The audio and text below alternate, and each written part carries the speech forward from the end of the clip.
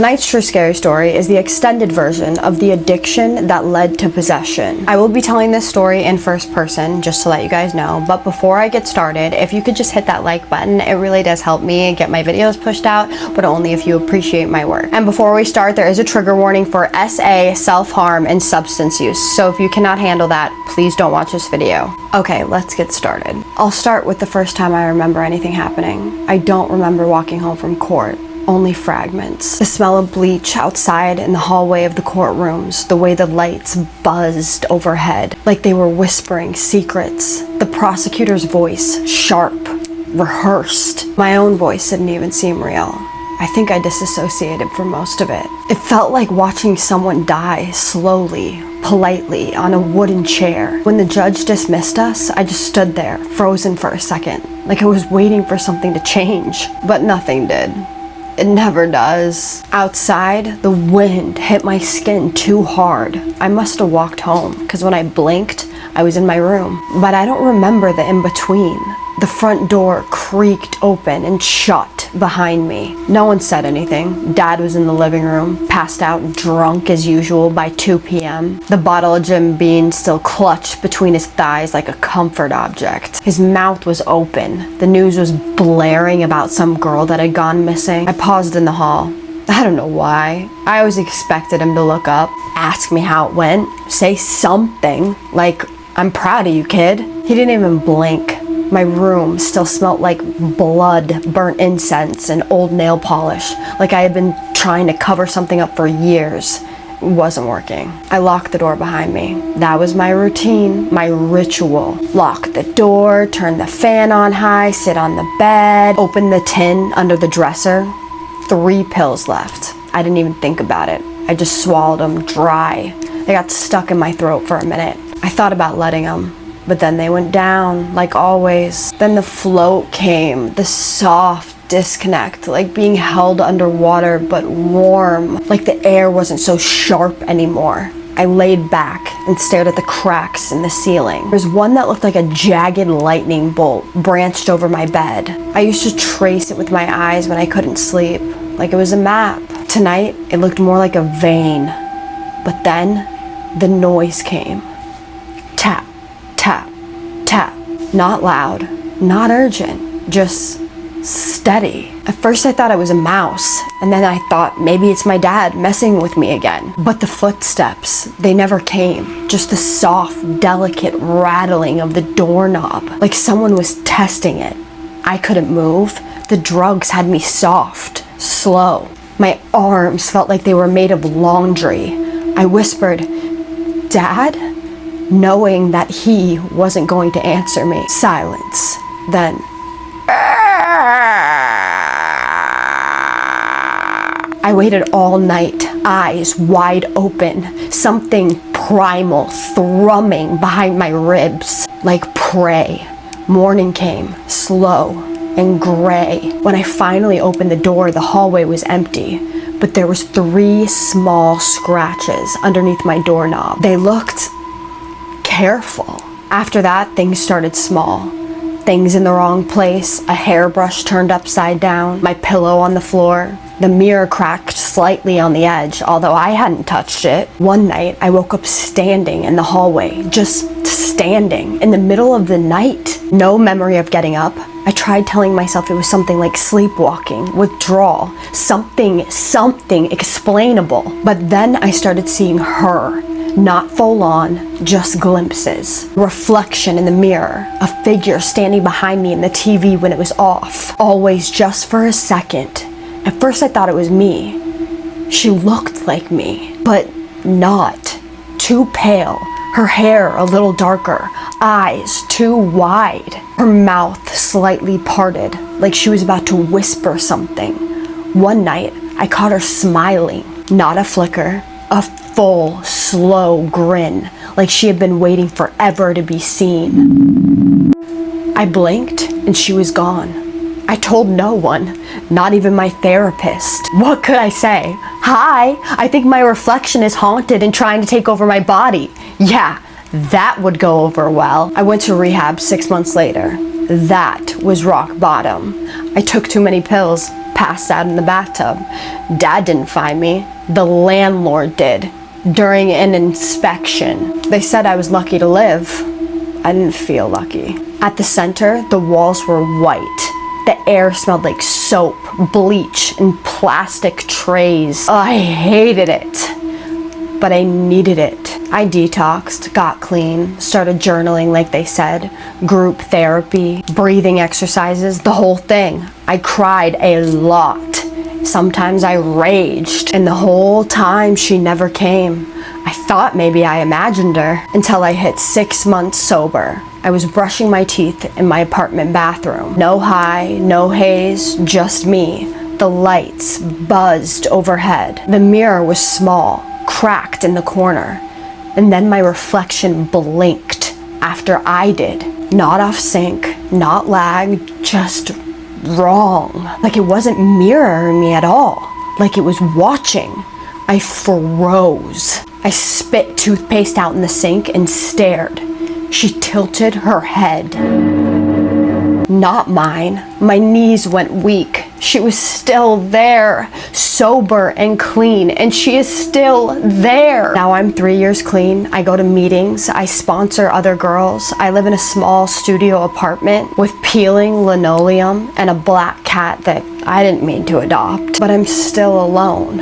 She shows up more now, in my dreams at first, whispering in languages I don't know, or maybe I don't remember, telling me things like, "You let me in when you were soft. You broke first. I just filled the cracks." I found scratches on my arms again, thin, straight, razor sharp, but I haven't used in years. I haven't cut in years. Last week, I woke up in the backyard, barefoot, dirt underneath my nails. There were bones in my kitchen sink. Tiny ones, maybe from a bird or a rat. I don't know. I don't want to know. But when I looked in the mirror that morning, my reflection smiled first and whispered, "I'll wear you better than you ever did." It stopped for a while, and then it started again. With lost minutes, I'd check the time. It'd say 7:52 p.m. I'd blink, and all of a sudden it'd be 8:37. The TV would be on, even though I never touched the remote.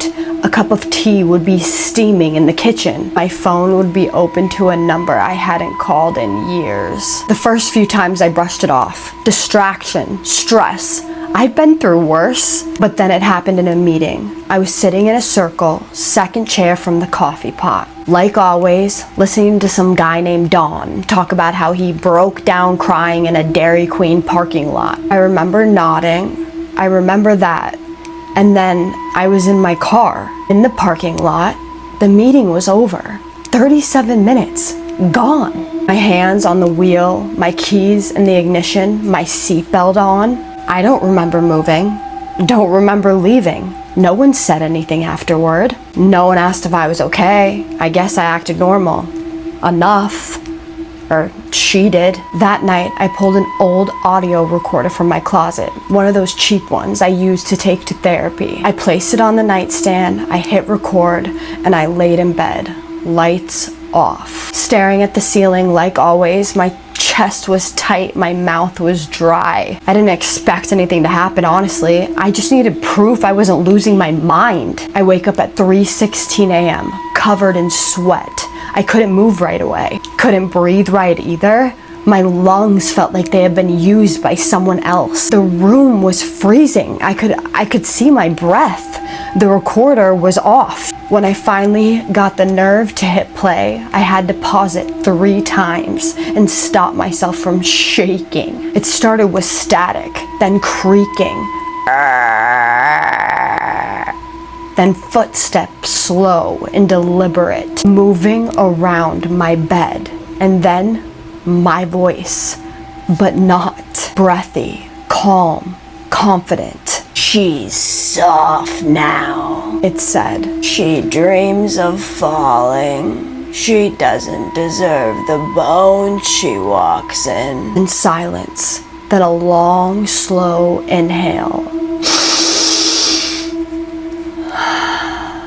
like something was smelling me. I deleted the file and then I smashed the recording with a hammer. Battery sparked.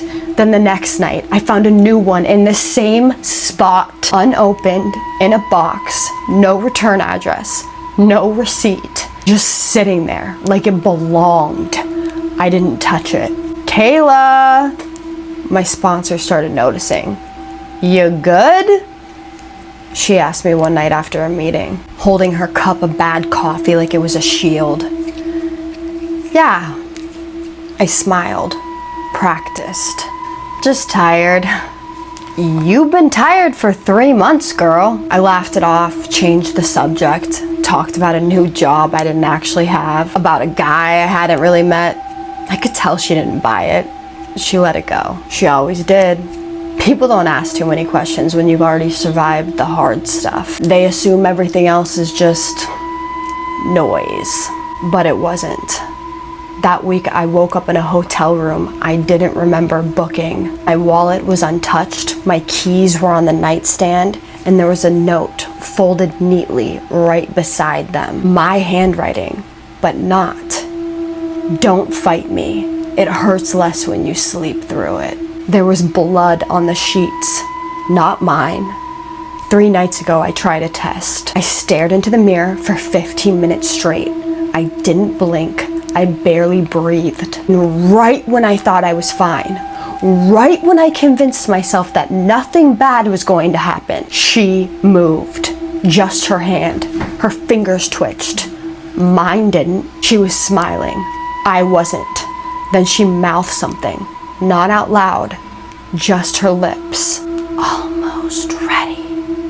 I punched the mirror, shards everywhere, glass on my knuckles, blood on the sink. I felt something behind my teeth when I tried to scream, like laughter trying to push out, like she liked it. Okay guys, so this girl says at the end of this email, this is exactly what she says. I'm writing this because I don't know what's real anymore and I haven't used in over 1,000 days. I should be clean, I should be me, but I don't feel like me anymore. She's not some ghost, not just a nightmare. She's inside. And I know she's getting stronger. Wow. Okay, so what do you guys think of this? This is actually terrifying. Like, she's an incredible writer. I did it in first person because I felt like that was the best way to tell this story, but she's going through this right now. Like that's real. So it might have sounded like some type of poem in a way. That's just because of her writing skills. She is really going through this right now. The fact that she woke up in a hotel room with blood on the sheets that was not hers is terrifying. And then it started off with the bones in her sink. So what is going on here? I emailed her back and asked her if she had called the cops or anything. I haven't heard back from her yet, but this is absolutely insane. I personally think that this has to do with her drug addiction. I think that something was manifested through her trauma and her addiction, and that, like, I know this sounds crazy, but if this is happening, I think that she is very close to possession, maybe going through oppression right now, and is very close to something very, very dangerous. She would really like to know your guys' thoughts. So if you guys have any thoughts on this, please drop them in the comments, because she's terrified and I can see why she would be terrified. What's going on with her is scary. I would never look in a mirror again. Like, that's horrifying. So do you guys agree with me, or do you think something different is going on? Do you think this was manifested through addiction? She did say that there was SA involved. I didn't get that in the story. I didn't see where that had happened. Maybe it was the part where, like, she was in court. Maybe she was in court because of that. I'm not sure. I did ask her, like, again, I didn't get an email back from her afterwards, but I literally just emailed her back today. So I don't know where that's coming from. That's also trauma. So that could also, with the addiction and that trauma, there could definitely be some manifestation of some evil going on. So drop everything in the comments that you can possibly think of, please. And now I'm going to get to a lighter part, which is the shout outs. First shout out is going to Jessie Lee 7353. Girl, you left the sweetest comment under my video about addiction, and it meant the world to me, and I just love you supporting my page and watching my videos. Thank you so much for your support. I love you. My next one is going to Trinity Carbon. You also left the sweetest comment. Like, the support is overwhelming, and I cannot thank you guys enough for the support that you have given me and shown me. It means the world to me. Thank you for commenting, thank you for being kind, and thank you for just being a part of like this little community that I have here. It means the world to me. I love you. And with that being said, my name is Kaisa, and I tell true scary stories on here that you guys submit to me every other night. So if you like that, hit that subscribe button so you can get notified when I tell true scary stories. And I just need you to do 3 things for me. And what are those? I need you to keep sending me your scary stories, have a safe night, please have a safe night, and what's the third one? Say it with me. Have a spooky night. Love you guys. See you in the next one.